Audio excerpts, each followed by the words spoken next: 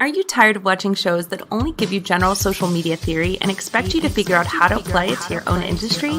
Join us for this week's episode of Social Chatter, the industry's longest-running social media marketing news talk show.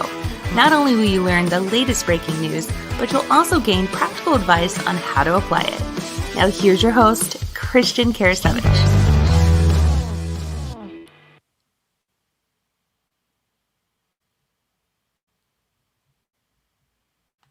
Welcome everyone to episode 267 of my weekly social media marketing news talk show, Social Chatter. And I'm excited to have you all join us this week. We are going to be talking about the following topics this week. For example, LinkedIn has rolled out a number of guides to help you as a business build your brand on LinkedIn. So we're going to talk about that. Now, not to be outdone, Facebook also has some tips they want to share with users on how to improve their ad copy. And lastly, we're going to be discussing some WhatsApp news. A lot of you may not use WhatsApp. WhatsApp is a great communication tool. It's very similar to Facebook Messenger, but it's primarily used with the international market. I've been using it for quite a while, though, not just to communicate with family, but also, to communicate with businesses and other people that may be overseas. And it's a great tool for doing that. But we've got some shopping features we're going to talk about with that. But this week, it's going to be myself and my guest is Dana Bentz. Dana works at StreamYard. And so I'm going to quickly bring her on, have her give you just a quick introduction about herself. Then we're going to dive into the topics. And we've got some great questions, by the way, for her in regards to live streaming, pre-recorded content, and whatnot. So Dana, fantastic having you join us for Social Chatter. Yeah, thanks so much, Christian, for having me on.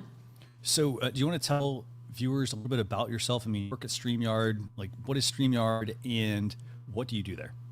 Yeah, absolutely. So most of your viewers have probably heard of StreamYard or have seen your show before on StreamYard. But for those audience members who aren't familiar with it, StreamYard is a live streaming studio that's built into your browsers. You don't have to download anything. You don't have to have any software on your computer. So everything runs in the cloud, and it's just a really easy way to create professional live stream shows. So you can interview guests, like we're in an interview now. Or you can share your screen, like you do a presentation, and you can show live viewer comments on the screen. Like we could do, we have Marissa here, we have a few people tuning in live, and we can show them on the screen to just create so much more engagement like this, and can't wait to see Dana's face. Thank you, Marissa. Thanks for tuning in live.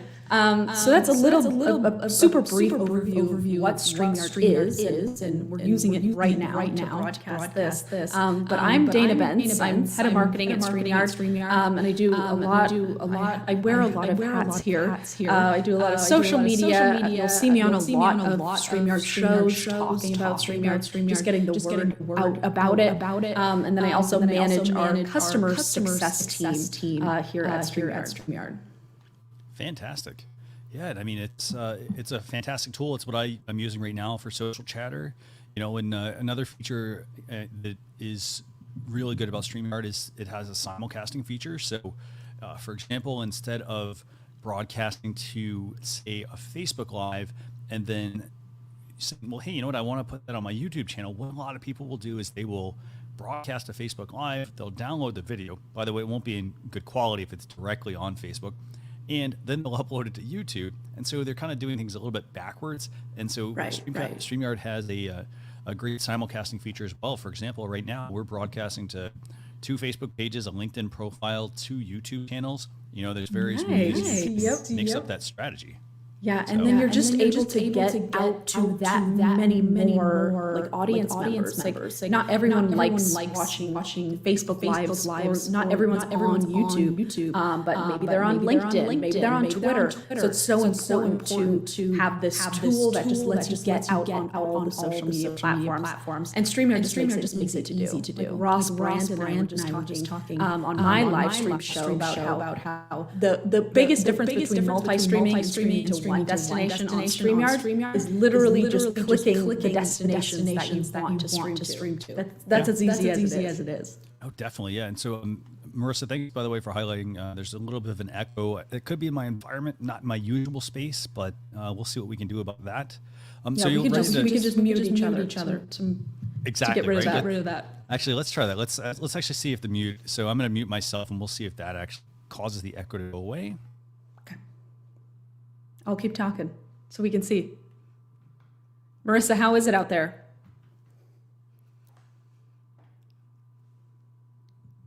I don't hear myself. So we'll see if she responds. She could be in the middle. Actually, I think the echo just went away. That's interesting. It sounds a lot better, but so let me know. You ready to kick things off? I mean, I know we got a lot of topics we want to talk about this week. Good. Absolutely. Perfect. I'm ready. Topic number one that I want to discuss this week. It's LinkedIn. LinkedIn is rolling out a whole bunch of guides to help you build your brand on LinkedIn. So are you a big LinkedIn user at all, or how do you spend on LinkedIn? So I really like LinkedIn. I was actually one of the in the beginning when they first launched LinkedIn Live. I was one of the first who got approval, and I was super excited for that because LinkedIn, it was so new, and LinkedIn was really pushing that aspect or that avenue. So everyone would get notifications when we were live. But I've just really liked seeing how LinkedIn has. They've just really been innovating their not only the live, but just everything about LinkedIn feels like it's still in startup mode, which I really like. Like they're constantly adding new things. Like they just added LinkedIn stories and things like that. So I really like that about LinkedIn. It's not my biggest platform. I'd say my biggest is probably Twitter. I wish my biggest was YouTube because I think YouTube is such a great search engine for like being found. But I really like LinkedIn and I'm pretty active. Definitely. And I 100% agree with you from a YouTube perspective. It's definitely a place that you want to spend a lot of time if you're primarily creating videos. Now, if you're in the market of business, LinkedIn is definitely going to be the place that you're going to want to spend a lot of time on. That's place where most of your associates are going to be. Keep in mind, if you're trying to reach, for example, the CEO of a company, they're probably not going to be on Facebook. So spending your time on Facebook, not necessarily the greatest use of your time, on LinkedIn as well, may not be good there either. So I'm not sure. Andrew says he's getting some audio doubling. I'm not sure where that's coming from. I think he's just talking about the echo. Why don't you just mute when I talk and I'll mute when you talk and we'll be good. Okay, it's yours. It's your audio. Okay, so let's do this. I'll mute you, and then we'll bring you back on here in a second. Okay, so is that better, actually, Andrew or Marissa? Just let us know in the comments. But so basically, what we have going on this week from LinkedIn, as I mentioned, they've brought out a whole bunch of different guides, and there's quite a few of them. I just want to highlight just which ones they've rolled out. So, for example, they've got these new guides to help you maximize on-platform performance, and they've got 3 guides. They've got a brand building guide.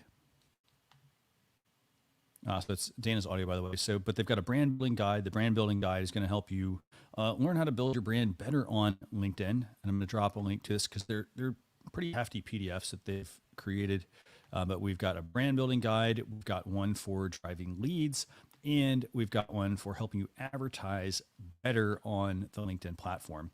I think the one thing to keep in mind here, if I'm a business, I want to spend the time and don't just start with the advertising guide, because again, this is a holistic approach. So you want to make sure that you want to start with your profile, for example, on LinkedIn. Let's start with getting your profile or getting your business's profile set up correctly on the platform.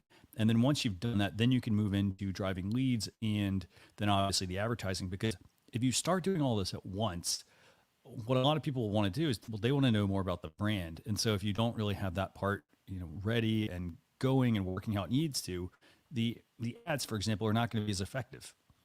So Dana, what do you think, by the way, about just overall the fact that LinkedIn's rolling these guides out? Is this a good move for LinkedIn, good move for businesses? What's your thoughts? I haven't read the specific PDF that you've linked. Will you go on mute real quick? Yeah, sure. While I talk, since my audio is doubling.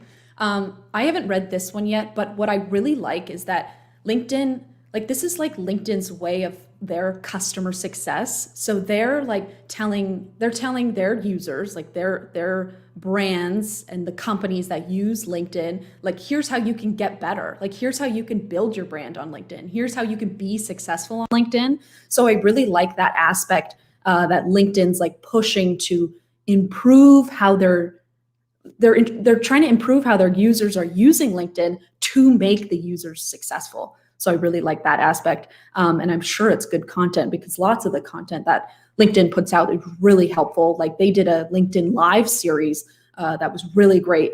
They started it at the beginning of the lockdown and they were interviewing really high profile guests. And it was just really helpful. It was something about working from home. But just how LinkedIn was giving back to their users, to their community with that knowledge was just really helpful. And I really like that LinkedIn's doing that for their users. Yeah, and that's, it's a good thing that LinkedIn is doing this because, again, I mean, it's about getting the user comfortable on the platform. Now, the other thing I like about this, by the way, is the fact that you can use these techniques and these tactics that they're sharing across your other social media platforms as well. Remember, LinkedIn is a place where people typically will go to do business. And so, for example, if you're setting up your brand profile, why not take some of the facets that they're highlighting in these guides and why not go and put those, for example, into practice on your other social media channels? Why not even test them out, see if it actually works? Maybe it works better, for example, than the normal way that people typically approach building a presence on a platform. So, this, for example, this is the brand building guide that they've published. It's not just about the stats about, well, hey, brands have seen 33% increase in purchase intent resulting from ad exposure. Most people know that if they're going to spend money, they typically will get better results. But they do focus on things like defining your objective, building an organic presence, your targeting aspects, choosing the format mix. So like what kind of content you are going to be publishing, and then obviously using your KPIs and your ROI to make sure that you are measuring the success of your campaigns and then using that information to help you improve them so that, you're getting in front of the right audience and so that you can sell more. So just a whole bunch of guides from LinkedIn this week. But what we're going to do now, if you don't have anything else, do you have anything else you want to add, by the way, Dana, about this one? I think I just wanted to mention that building your brand, like learning how to build your brand, it's going to help you on all the other social media channels, right? It's not just LinkedIn. They have all those great facts and specs for LinkedIn specifically, but getting better at branding is going to help you in your whole digital presence. Fantastic. So the next topic I want to move to real quick is shopping from WhatsApp. Now, are you a big WhatsApp user? Not too big. We were just chatting before the show backstage that I've only messaged my European cousin on WhatsApp because it used to be a better way to do it versus text. Now I just use Facebook Messenger for it. But I think this is an interesting move that they're making. It kind of reminds me of what Amazon Live is, like selling during the live stream. Sale. It's like e-commerce. Yeah. Definitely. And the thing here is, if you work with anyone that is international, overseas, a lot of them, they don't have websites in a lot of places. They primarily use their social media platforms to get their point across to people. And so by adding, for example, the ability to shop from a chat,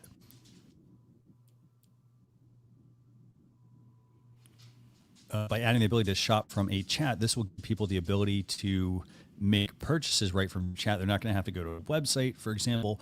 And, we talked about this actually on a previous episode. Actually, I think it was 265, I think.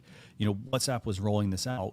But now it's available and people can easily make a purchase from a chat with you. Now, I realize this doesn't get them back to your website, but that's where like having your email, for example, that goes to the customer might be useful. At the same time, though, you also want to put all your products on WhatsApp either, because there's nothing wrong with putting them all in here, but you want to make sure the experience is something that works for your customers. If you put too many choices out there, I think they're going to have a hard time figuring out, well, what do I buy for example. So this is where, you could show them a product, and then if they have questions, like, hey, here's my catalog. If you have questions, then you could drive them back to something on your website. Maybe you've got an article that talks about, how to pick, in this case, like the cake. Maybe there's an article about red velvet cake versus mixed berry cheesecake, for example, how to, maybe who might buy red velvet cake versus who might buy that cheesecake. So what do you think? I mean, useful feature? I mean, if I'm a business, what do you think? What should I do first here? Well, I love it for international, selling to international customers. I love this aspect, but I also think it's a really great WhatsApp start, because all of these platforms and different applications, their goal is to keep the application as long as possible. YouTube's goal is watching on YouTube. Prioritize the content that makes you then watch of the content on YouTube. So I think this is a really good WhatsApp's part to keep users on WhatsApp for as long as possible. So brands, businesses, they're going to want to add their catalog or their products, or whatever it's going to be. Maybe it's just a demo. But I think it's a really good part.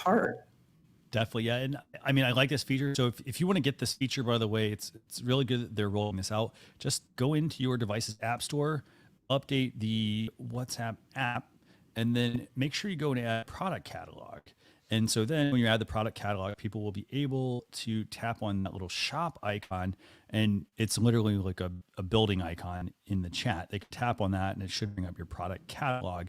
And remember, if you're stuck at home, for example, right now, as most people are, there's nothing wrong with taking your own photographs. You have a fantastic smartphone.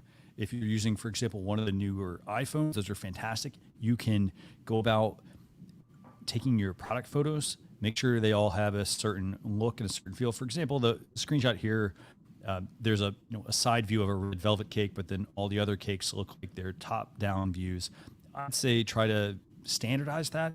Make sure that the cake looks pretty much the same in each of the photos. Maybe get one of those little softbox you can buy where you can basically give your photo a nice white background with some really good lighting. You could always just buy one that's big enough, put the cake in there, get your camera out, take your photo, and then put it on your shop on WhatsApp. And then this way people can make that purchase right from the chat. That is so cool. Now, do you know every business has access, or do you have to have a certain level of some kind of certification? You should get access to it. So what you're going to want to make sure you do is you're going to want to make sure you have the WhatsApp business app. That's the first thing. So if you're just using the standard WhatsApp chat, you'll want to be, since you're a business, you'll want to have the business app. So if you get that, then you'll be able to set up all of that for your business, and then you'll be able to add your products. Remember, it's going to primarily also be done on mobile. And so you want to keep that in mind because, mobile, does have a few limitations. So if you're taking the photos on the device, that's perfectly fine. But you may have to, for example, type out the titles and descriptions definitely for each one. Like it could be a lot of typing maybe. So maybe what I would do is I'd almost email them to myself. So type them in your email program, send them to yourself, access them on your mobile phone, copy all the text, and drop them in. You got your products. Smart. I love it. I think it's awesome, especially for all the companies who have so many international users or international customers. I think WhatsApp's a lot bigger outside of the US than it is in the US. Definitely is. So though if you're watching at home, whether you're watching on youtube.com/social chefs or facebook.com/social chefs, please let us know if you have any issues with the audio. For example, we'd love to hear more about that because, just want to make sure it looks and it sounds good for you. So we're going to switch over to topic number 3 for the week, and that's the fact that Facebook's rolling out ad copy guidelines. So they're rolling out some guidelines. Again, they're kind of following in the footsteps of LinkedIn here and their Facebook ad copy guidelines. And, part of the importance of this is that, the holidays are coming up, Black Friday's coming up. Hopefully you've already got your shopping and all that stuff for your shopping. Hopefully you got your products ready, as a business owner. But they're rolling out these ad copy guidelines, and they're designed to help you do a few things. So, for example, they're going to focus on this, and you're going to hear the same core values there. You're going to hear brand voice, for example. They want to help you with your brand voice. They want to help you with positioning your product, making sure you're using the correct words, the correct terminology for your audience, for your customers. So, for example, if I'm selling a high-end luxury product, I want to make sure I'm using a very luxurious phrasing. For example, not just saying, well, hey, this is a fur-lined jacket, for example, or pillow. I might say, this is an alpaca fur-lined jacket. So I'm trying to be more descriptive about this to my audience. And obviously, they're focused on branding, just like they did on LinkedIn, and then also being strategic with your spending.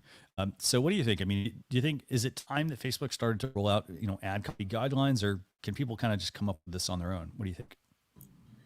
Well, I go back and forth because sometimes I think, the people who are running these ads on Facebook are probably ad agencies, people who know how to run ads well. But in the case of StreamYard, specifically, that's not the case. Like small businesses, startup companies, the person who started the business, or especially if it's a one or two person company, they're the ones running the ads. So having these guides and having Facebook help you be more successful with your Facebook ads, such a good move for Facebook, because now the more successful you are, the more things you sell with Facebook ads, the more money you're going to spend on Facebook ads. I think just like LinkedIn, and just like it's a great move for LinkedIn to do that for their customers, to help their customers more successful on LinkedIn. I think Facebook is the same thing. Being more helping their users be more successful. Definitely. And I'd say this, I mean, the other thing also, so Facebook's rolling out these guidelines, LinkedIn's rolling out a whole bunch of guidelines as well. I think this is very good that they are doing this, because there's a lot of people, even though social media has been around, I want to say it's sort of old, but it's still something that a lot of people and a lot of businesses, they don't tap into. And so I think having these guidelines are very useful. I think that, even if it's like, maybe you'll be able to pull out a nice little nugget or a nice tip and trick out of a particular topic. But the fact that, like, for ad guidelines, for example, a lot of people, they look at taking a shortcut. And I think what you want to do for your ad guidelines is make sure that you're continuing to improve them. So, for example, the first set of ads you run, it's going to be scary. You're going to run some ads and they may not actually work. They may not be, phrased correctly, but run them, have a budget, stop it, and then go and potentially run another set of ads and then revamp something. Maybe we're going to change the phrasing we're going to use, or maybe we need to change the artwork that we're doing with our ads. Maybe that just doesn't work. Maybe it's hard to see. So that's great. That's great advice for someone who's just starting out running ads or even working on their copy. It's kind of the same advice we give for new live streamers. Like you can't get better at live streaming until you get started. Like until you start streaming, you're not going to get better at it, and improve your lighting, improve your audio, improve your studio behind you. Gotta first go live, and it's going to suck. Like maybe your ad is going to fall flat, you're going to waste a lot of money in the beginning, but then you're going to tweak it, and then you're going to make it better the next time, and that's just how you improve. So that's great advice. Exactly. It's what Jem, my co-host, often says. We talk about getting better 1% of the way. And so, for example, every single day, it's doing something to make things a little bit better. So, for example, and to your point about streaming, if I'm over there running a live stream, I don't have to go out and buy all the expensive equipment. I don't need to go pay $1,000 for a camera, and I don't need to go buy a mixing board necessarily. Maybe the first thing I want to do is let me get comfortable with the platform, understand how it works, and then once I'm comfortable with the platform, then I may want to invest in, I'd say, a microphone, because sound is actually, or audio, the most important part of a live video is having good, clear audio. And then you can branch out into cameras. Yes, you have cameras on your laptop. They're not that great usually, but for $50, $60, you can upgrade to, a lower end Logitech camera. It's going to be leaps and bounds better than your computer's webcam for the most part, but you can use that. And then you can move into what a lot of people are using, like a DSLR, or they're using, a mirrorless camera.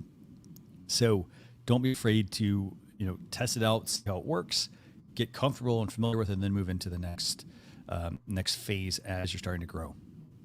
Yeah. Okay. Yeah. So, 100% agree. Let me see what other questions we have for you. So, I think what we're going to do now is I want to actually ask a couple of questions in regards to live streaming. And I know we have got a couple other topics that we're going to really cover because, they're smaller things. For example, like Snapchat's got something called Snap Connect, and TikTok's testing out the learn feature on their platform to drive people to how-to videos through TikTok. But we're going to put those in the blog post recap. What I want to do though now is I want to talk to you. Got a couple of questions for you. And, in terms of live streaming, obviously you work for StreamYard. So I want to first though, and we're going to talk about just the general idea here. So, a business that, hey, they've heard about live streaming, they've heard they should get into doing it. What types of business though can leverage live streaming? Like, there are certain ones that should use it, certain ones that should not. What's your take? Do you have any tips you want to share with viewers? Yeah, so I think the biggest benefit that live streaming is given certain portion of businesses is really small business owners. You can think of like solo entrepreneurs or solopreneurs is what they're sometimes known as. But a great example of this is like a life coach or business coach, where it's one person, they don't have a team working with them. It's just one person who's now they're trying to build their own personal brand to clients or to add people to their mastermind group, or what have you. And we've really seen Xtreme. That's the demographic who really found the most success. It feels like with live streaming. Because live streaming, it's just a great way to engage with the audience. Like, we can chat with them in the comment section, and they can ask questions live. And it just grows your following so much because it's just more engaging content. And social media platforms like that, they want it to be more engaging content for them to share with the other platforms. But the other thing about life coaches, or the other business sector that we've seen really powerful results from live streaming, in addition to these entrepreneurs, is software type companies. Who it's kind of like think of it like a I don't know what you call it, but a tech summary, or like where a company goes live, they have a live stream show, and they ask their audience members who are their users. So you could think of like Facebook going live, and engaging with the users of Facebook. And now it's a little bit better. I think it's better for smaller companies to do this. It's a lot easier to be engaging with a couple of people in the comments, maybe 100 to 200 people in the comments rather than thousands. But these startup software companies will go live and they'll build a community around their brand. And I think that's a really powerful piece of building a brand. Is that engagement, is that building this community around this physical product that you built. Definitely, yeah. And I think, like, just live streaming overall, I mean, a lot of businesses, they really, again, they need to get started. I think they need to look at their competitors. For example, look at competitor in your space and see, are they doing anything that we might be able to do in our business as well? It's not to say, well, hey, let me copy exactly what they're doing. Let me get an idea of what they're doing, see how effective it is. For example, if you're both in the same space, you're both industry leaders, and it's not working for them, well, maybe it just needs a new approach that you can take. Well, and we've seen it with the social media platforms, specifically that LinkedIn just came out with LinkedIn stories. First it was Snapchat, then it was Facebook, TikTok, and then now LinkedIn's coming out with it. So I think it's so true that that we all kind of take notes from all our other competitors. Definitely. So I have another question for you. So next question for you is regarding, we've got live video. So people hear live streaming, they immediately want to jump on that. And it's great that they have the enthusiasm and want to do that. But they can also make pre-recorded videos as well. And so my question for you here, obviously, if you do live, you're not editing the live video. It's live as things happen. For example, if the audio is bad or the video cuts out or somebody runs in the background, like that's all live in the video. Now, for a pre-recorded video, I basically create all the shots and push everything out, and I don't everything is pretty much edited and scripted out. Which one should a business use though? I mean, pre-recorded or live? What do you think?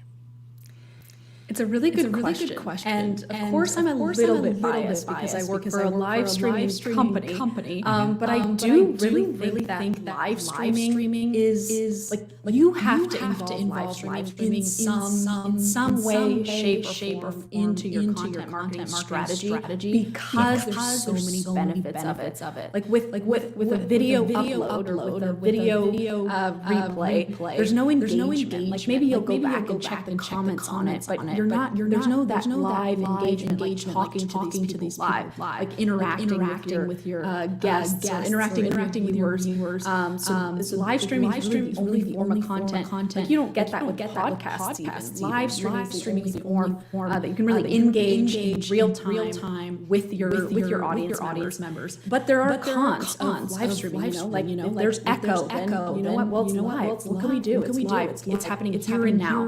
And you can't go back and edit it at all. But that's also a really nice thing because it cuts out all that time involved in creating content. Like, as you know, Christian, it takes so much time to put a good piece of content together. But live streaming kind of cuts a lot of that out because it's just maybe a little bit of time prepping and then just the hour interview and that's it. There's no editing. There's no video post-production. It's just piece of content ready to go.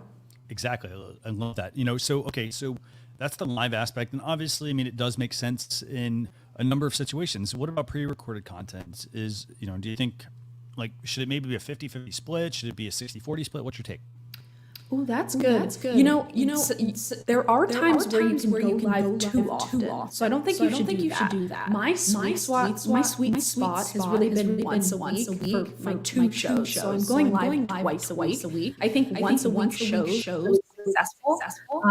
So going live once a week, and then all the other content are now pre-recorded. The reason I really like pre-recorded content is that it's really searchable. You can create a piece of a video upload or a pre-recorded video that's really like SEO friendly, and it feels like live streams don't have that aspect as much as pre-recorded videos can. So I really like that aspect of pre-recorded content, being able to search it, being able to add video tags and captions and things like that make it come up in Google more often. So that's where I would use pre-recorded videos for that. So maybe if you're putting out three pieces of content a week, I don't know what's the recommended pieces of content, but if you put out three, maybe one of that is a live stream and the two others are pre-recorded. Fantastic. So I'm going to make sure we get all of those notes captured. I'm noticing there's still some like echo issues and whatnot in the background. I think with your double, I'm sure we got double mic somehow somewhere in the loop. But I want to thank everybody who's been giving us some feedback on that so we can try and address that. So what I want to do now is I want to switch over to a segment called Tool Time, where basically we're going to be talking about 2 tools that we think can help you as a business. Now, again, I mean, you don't have to use all of these tools. You can use none of them. You can try them. They're there to help you out and to help you improve a facet of your business. And obviously, since Dana is big on live streaming, we figured we would talk about a tool today called Xpression Camera. And basically what this tool does is a way to give yourself a virtual makeover on camera. So what I'm going to do here, I'm going to bring the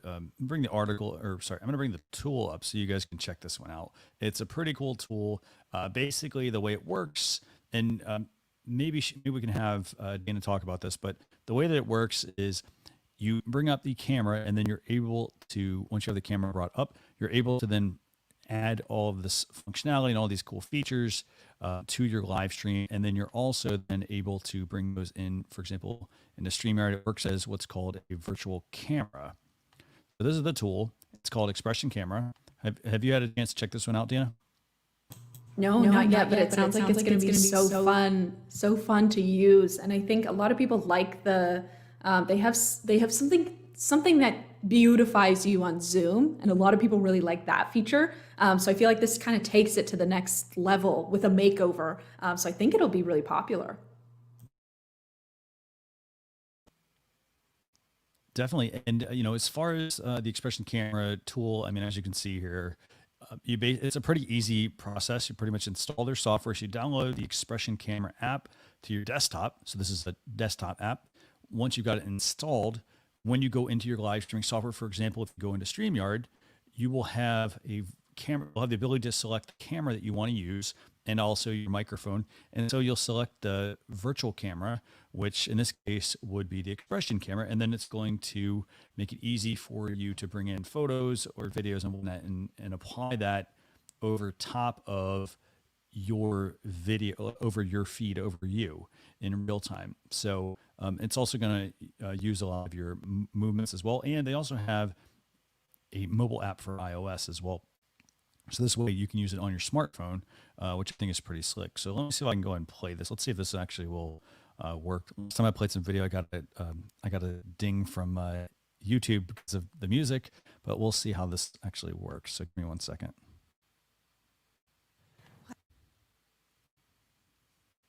Okay, so I'm going to mute the volume on that one just so we aren't hearing it, but we're actually seeing it. But this is the Xpression Camera. As I mentioned, you install it. It's going to now totally help improve your video, make them more engaging. I think it's pretty cool. It's pretty resource intensive, I'd say that. If you're going to use it for like meetings or live streaming and whatnot. Yeah, that's what I was thinking. It might be hard on your computer. Yeah, no, it could be because, again, when you start to use virtual cameras, they can introduce some, let's see, what's the word I'm looking for? They can require a number of system resources. But overall, I mean, this is a pretty neat little app, I think, actually, to be able to make some pretty unique videos and to help make them a little more engaging. So it's not always just the talking head of you on screen. Yeah, I love that. I love the part of the video ad where that guy was in his. It looks like he had just woken up, and then they had him in a suit and all ready for work. I think we all need that when we're working from home. It's gonna go viral. Yeah, that's actually it was pretty neat. I had to do a double take on that, but yes, it's pretty neat that they have the ability to do that. Now, remember though, you do need. If you're going to use these, you do need powerful graphics cards on your machine. It's going to be pretty taxing if, for example, you're trying to do all of this sharing. And here's the thing: a lot of people they'll buy the cheapest computer that they can find, for example. And for the most part, you actually want to go the opposite way. You want to try to get a really good machine because the machine can help grow with you. If it can only support so much, and you're trying to really get into doing more live streaming, you want to make the investment in a good computer that has a really good graphics card for the most part. I mean, I'd even recommend getting a gaming laptop because that can actually help you significantly because they typically have a very good dedicated video card. They've got a lot of RAM, fast hard drive, and all of that sort of stuff. And all those things play together to help make streaming much better. So that's tool number 1 for the week.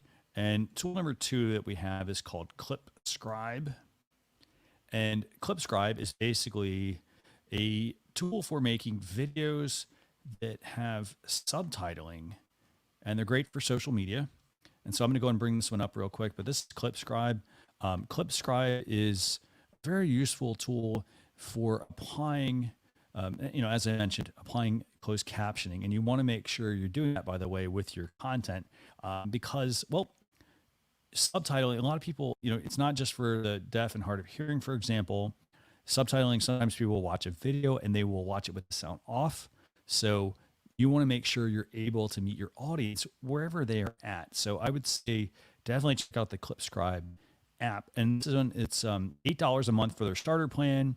For 1 year, you get 30 transcription minutes per month, and you get unlimited video exports and downloads and 30 gigs of video storage. So when you make the video, it goes up on their servers. In addition to that, though, you also can upgrade to their Pro plan, which is $12 a month. Same exact features, but you get more storage, 180 gigs of video storage, and you get 180 transcription minutes per month. So Dana, what's your take on Clipscribe? Well, I like their pricing. It seems really affordable. But I also think you're absolutely right that that captioning is a must now. I think everyone should be even captioning their live streams. And I know some of the social media platforms are starting to add auto captions, but I think a lot of people underestimate how many people watch things on mute. So even just like you said, it's not just for the hard of hearing, it's not just for the deaf community. It's important to have captions to make all of your content accessible to those people. But so many people watch content on mute. They're at a restaurant or they're with their family or something. They're just scrolling, and your video is going to be played, but the sound's never going to be on. So to have this tool, I mean, it's awesome, and I love the price. I mean, you can't beat that. $12 for the Pro plan, not bad. And in addition to that, I mean, so the fact that it's $12, $8 to $12 a month. I mean, here's the thing: experiment with it. So, for example, if you're not used to using this app, maybe you want to give it a try. They've got some demos on their site, but give it a try. See what you actually like or don't like about it. For example, see how it actually can help you. And here's the thing: I wouldn't always recommend just use one program for video editing, for example, or just for creating videos, because it helps you create some variety as well for your business to help you stand out. If everyone's using the same program, we sort of call it the Canva effect. And if everyone's using Canva, what a lot of people would do is their videos, their content would all look the same. It'd be like, well, hey, that looks like something Canva was made in Canva. And nothing wrong with Canva. Canva's a great tool. But you want to make sure you vary your content, make sure that it looks good, but also make sure that it looks unique so that it can stand out amongst all the other content that's out there, to get people to stop when they're scrolling on their social media channels. So Dana, I want to thank you for joining us this week for Social Chatter episode 267. If people want to get in touch with you, what's the best place for them to do that? Yeah, so thank you so much for having me, Christian. This is awesome. And I love how many episodes we're on, like 267, you said. That's awesome. But yeah, you can reach out to me directly at contact@streamyard.com and just put Dana somewhere in the subject line if you want to reach me. And if you want to get started on StreamYard, just sign up for our free plan to play around with it, because that'll be really fun. Fantastic. So just a couple of quick notes for everyone who's watching. If you're watching this live or watching the replay, but go to socialchess.com/SC267 later this weekend. We're going to have the blog post recap go out with all the topics we talked about, the news topics, the questions that we had for Dana, as well as some additional topics we didn't get to. Also, don't forget, there's an Alexa flash briefing and a podcast version as well if you want to just consume this in obviously a lot less time. If you have any questions, leave those in the comments and I'll do my best to get to them. And in addition to that, don't forget to join us next Thursday, 9:30 a.m. Eastern Standard Time. We're going to be joined by Dorian Morin Van Dam she works at Social Media Pro. She's been a frequent guest on the show, but we're going to have her on, and we're going to be broadcasting primarily on YouTube or Facebook.com/social chefs. But I hope to see you all there. But again, thanks a lot for being a guest. Again, thanks for everyone that tuned in, and we will see you all on a future episode. Have a great weekend, everyone. Thank you. Bye. Bye.